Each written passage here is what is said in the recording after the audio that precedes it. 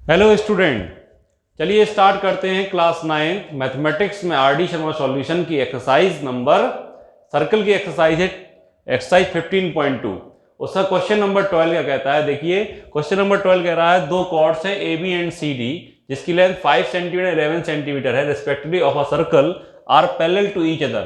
दोनों एक दूसरे के पैरेलल थे। एक कॉर्ड अपन ने ए बी मान ली यहाँ पे, क्लियर है। और फिर वो क्या बोल रहा है, are opposite side of its centre. Centre के जो है अपोजिट साइड्स में है, तो सेंटर के एक इस तरफ है एक यहाँ पे होगी, तो उसकी लेंथ कितनी है दूसरे की, वो 11 सेंटीमीटर है। ये कॉर्ड जो है आपकी कितनी है 5 सेंटीमीटर, ये कितनी है 11 सेंटीमीटर, क्लियर है। फिर उन्होंने बोला दोनों कॉर्ड्स के बीच की distance between A B and C D कितनी है 6 सेंटीमीटर। दोनों कॉर्ड्स के बीच की डिस्टेंस यानी कि ये डिस्टेंस जो है वो कितनी है 6 सेंटीमीटर है। कितनी है 6 सेंटीमीटर, ये पूरी डिस्टेंस है आपकी।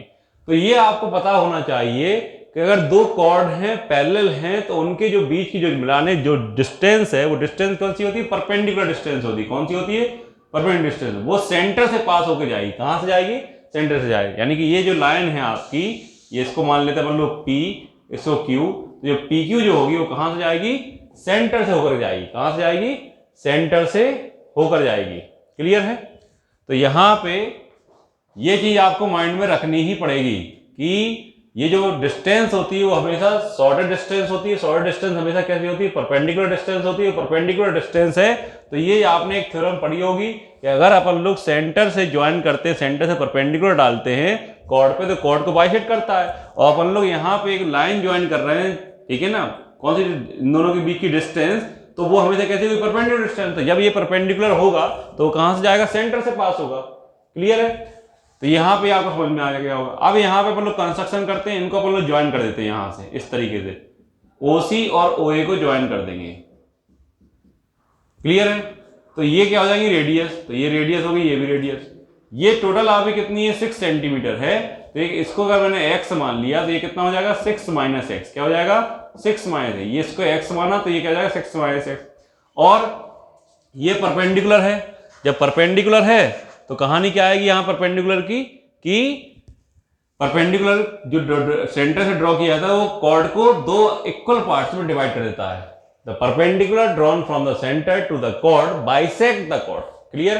तो यहाँ पे ये लेंथ कितनी हो जाएगी 5/2 और ये 11 है तो ये क्या हो जाएगी 11/2, ओके। तो अब यहाँ पे आपको सॉल्यूशन में क्या करेंगे, सॉल्यूशन में आपको दो ट्राइंगल लेने पड़ेंगे। यहाँ पे एक ट्राइंगल, इन ट्राइंगल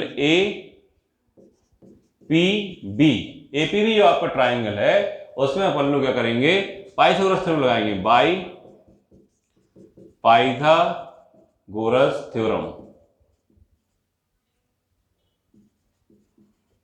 तो जब अपन ये थ्योरम लगाएंगे तो यहाँ पे देखिए हाइपोटेन्यूस है 90 के सामने वाला ये हाइपोटेन्यूस होता है।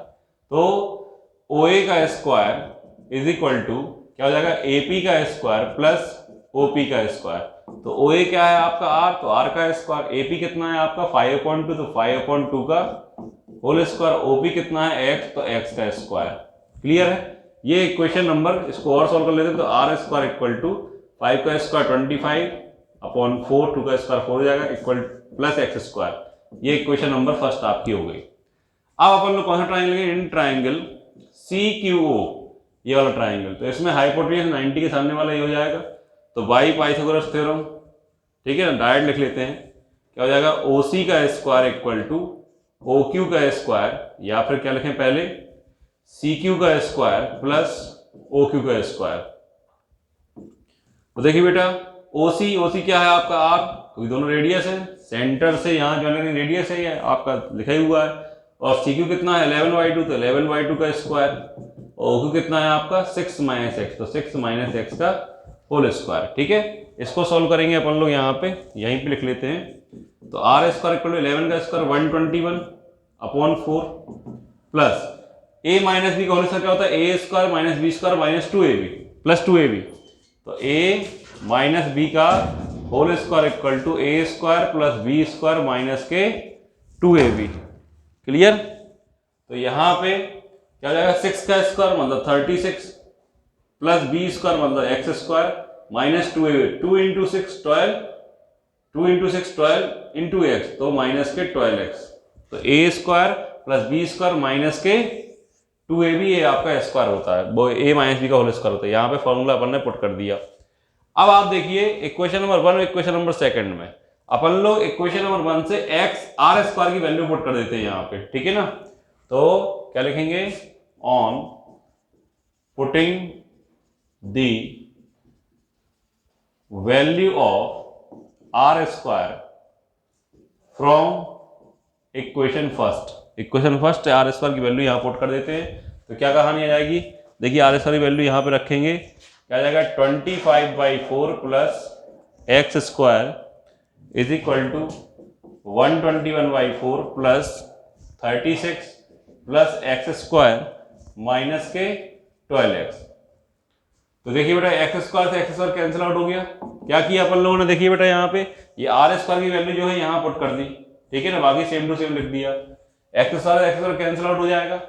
अब अपन लोग क्या करना है, 12x को इधर लेके आना है, तो 12x हो जाएगा प्लस का 25/4 उधर जाएगा, तो 121/4 माइनस 25/4 और प्लस का 36, तो 12x इक्वल टू, एक बार 4 लिख देंगे यहाँ पे, डिनोमिनेटर सेम है क्योंकि, तो 121 में से 25 जाएगा, कितना बचेगा 96, कितना बचेगा 96 प्लस 36, देखिए 11 में 5 गया 6 और यहाँ पे 11 में से 2 गया 9, 4 से कैंसिल आउट, 4 बन जाए 4, तो कितना हो जाएगा 4 2 जाए 8, 4 4 16, तो 12x is equal to 24 plus 36 कितना हो जाएगा यहाँ पे 60, क्लियर है।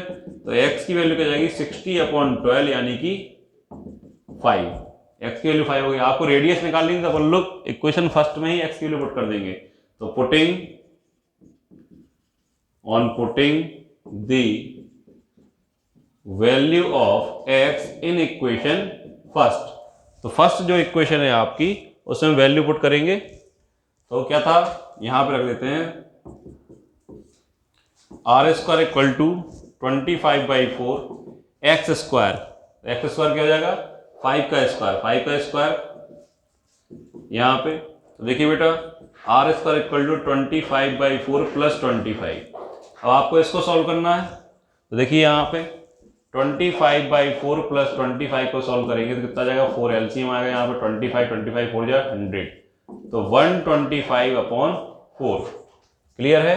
तो यहाँ पे मैं लिख रहा हूँ आर स्क्वायर इक्वल टू 125/4, तो आर इक्वल टू क्या जाएगा √125/4, तो इसका मतलब आर की वैल्यू देखिए 125 के फैक्टर्स करेंगे आप, यहां लिख देता हूं मैं 125 के फैक्टर्स करेंगे तो क्या आएगा 5 × 5 × 5, तो ये 2 5 में से एक 5 बाहर, एक 5 बाहर, एक √5 बचेगा, अपॉन में 4 का रूट क्या हो जाएगा 2, तो 5√5/2 सेंटीमीटर ये आपका आंसर रहेगा।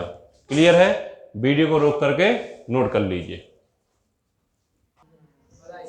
हाँ बेटा यहाँ पे मैंने जो है एपीबी लिख दिया है, एपीबी नहीं होगा एपीओ होगा, क्लियर है, ट्राइंगल जो है एपीओ होगा, यहाँ पे एपीबी लिख दिया है, क्लियर है।